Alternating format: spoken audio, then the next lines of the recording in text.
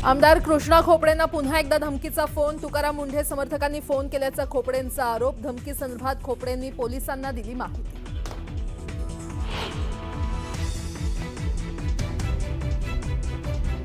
मुख्यमंत्री फडणवीस सावजीसारखे तिखट आणि नागपुरी संत्र्यासारखे गोड. उपमुख्यमंत्री एकनाथ शिंदेंकडून फडणवीसांचं तोंड भरून कौतुक.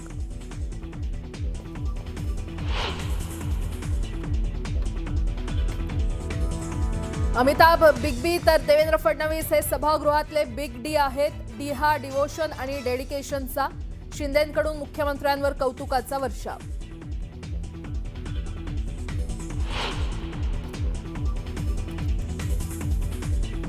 शिंदेंचा वापर कडीपत्त्यासारखा करून नंतर फेकून देतील. जिल्हा प्रमुखांच्या बैठकीदरम्यान उद्धव ठाकरेंचं मोठं वक्तव्य.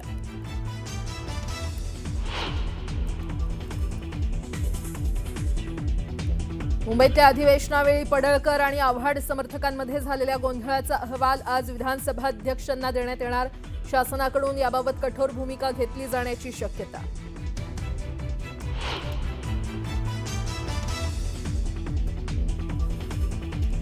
जन्मदात्या आईनंच 6 अपत्य विकल्याची धक्कादायक घटना. त्र्यंबकेश्वरच्या बर्ड्याची वाडीतून समोर. हलाखीच्या परिस्थितीनं पैशांसाठी 14 पैकी 6 मुलांना विकल्याची माहिती.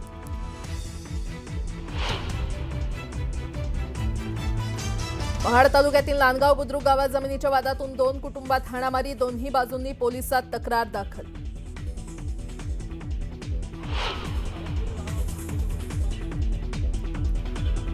नागपूरच्या पारडी शिवारात बिबट्याच्या हल्ल्यात 2 जखमी. बिबट्याला डाट मारून पकडण्यात वनविभागाला यश.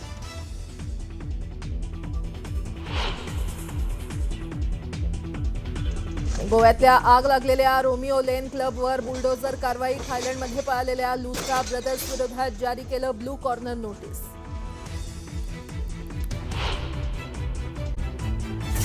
आमदार कृष्णा खोपडे यांना पुन्हा एकदा धमकीचा फोन आलाय. तू अभी तक जिंदा कैसे है असं म्हणत भाजप आमदार कृष्णा खोपडे यांना पुन्हा एकदा धमकीचा फोन आलाय. दरम्यान तुकाराम मुंढे समर्थकांनी धमकीचा फोन केल्याचा आरोप आमदार खोपडे यांनी केलाय. धमकीच्या फोन नंतर खोपडे यांनी पोलिसांना या संदर्भात माहिती दिली आहे. आमचे प्रतिनिधी उदय तिमांडे यांच्याशी बोलूया. उदय, नागपुरामध्ये हिवाळी अधिवेशन सुरू आहे.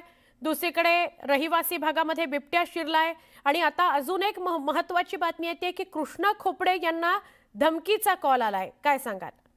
नक्कीच सध्या नागपूरमध्ये जे आहे ते थंडीच्या या मोसमातला नीचांक देखील सुरू आहे. काल नागपूरची म्हणजे आज सकाळी नागपूरचं टेम्परेचर हे किमान 8 डिग्री सेल्सिअस नोंदविलं गेलं आणि हे नोंदविलं जात असताना नागपूरमधलं राजकीय वातावरण आता तापल्याचं आपल्याला पाहायला मिळतं. कारण नागपूर मधल्या पूर्व नागपूरमधले भाजपचे आमदार कृष्णा खोपडे यांना त्यांनी तुकाराम मुंढे यांच्या विरोधात लक्षवेधी लावल्यामुळे काल त्यांना 2 धमकीचे फोन आले होते आणि काल या सगळ्या बाबतीत जे आहे ते कृष्णा खोपडे यांनी सभागृहामध्ये देखील ही माहिती समोर आणली होती. त्यानंतर काल रात्री साधारणतः 10:45 पुन्हा एकदा कृष्णा खोपडे यांना धमकीचा फोन आलेला आहे. तू अभी तक जिंदा कैसे है आणि जीवानिशी ठार मारण्याची ही धमकी देण्यात आलेली आहे. कृष्णा खोपडेंनी जी माहिती दिलेली आहे त्या माहितीनुसार ही धमकी त्यांना तुकाराम मुंढे समर्थकांनी दिलेली आहे. या सगळ्या संदर्भात माहिती त्यांनी सभागृहात देखील दिली होती. आणि त्यात उपमुख्यमंत्री एकनाथ शिंदे आणि मुख्यमंत्री देवेंद्र फडणवीस यांचं तोंड भरून कौतुक केलंय.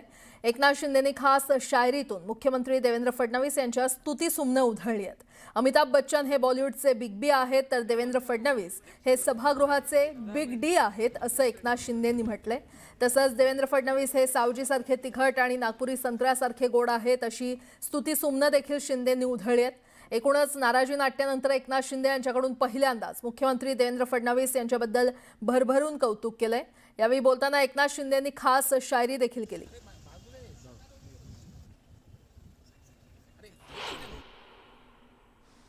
त्यांची आणि माझी मैत्री देखील आहे ती गेल्या अनेक वर्षापासून आहे. ती अनेकांना न कळणारी आहे. हम वो नहीं जो दिल तोड़ देंगे, हम वो नहीं जो दिल तोड़ देंगे, थाम कर हाथ फिर साथ छोड़ देंगे. पानी की तरह है ये दोस्ती हमारी, पानी की तरह ये दोस्ती हमारी. कोई कितना भी चाहे हम जुदा नहीं होंगे, जुदा नहीं होंगे. चलो अरे आता हे जे काही चालू आहे त्याच्यावर बोललोय मी. ज्यांना उत्तर द्यायचं असेल त्यांना ते बरोबर उत्तर देतात. अंगावर आलेल्या विरोधकांचा करेक्ट कार्यक्रमही ते करतात आणि त्यामुळे गमतीचा भाग आहे. आणि खरं म्हणजे मी सांगेन, देवेंद्रजी, आपका दिल भी जगह पर, दिमाग भी ठिकाने पर, दोस्त भी अपनी जगह और दुश्मन भी निशाने पर, अशा प्रकारचं काम तुम्ही करा.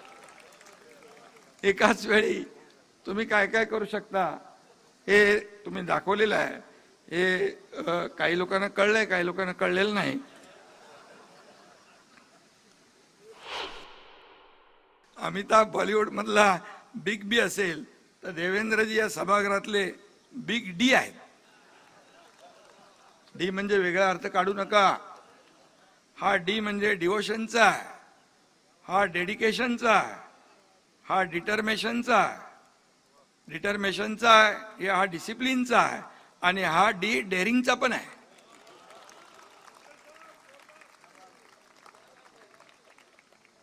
अरे नागपूरच्या थंडीमध्ये काहीतरी जरा